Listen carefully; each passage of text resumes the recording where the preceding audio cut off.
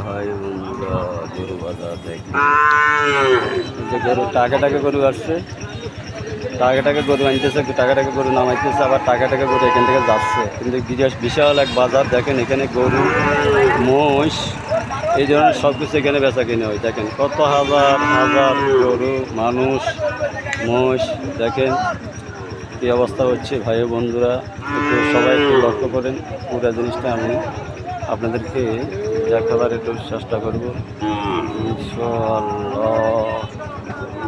দেখেন ভাই বন্ধুরা, পুরো বাজারে গরুটা দেখেন, পুরো বাজারে যে গরু নামাচ্ছে গাড়ির থেকে, এই যে পিকআপের থেকে গরু নামাচ্ছে দেখেন ইনশাআল্লাহ। সবাইকে আমি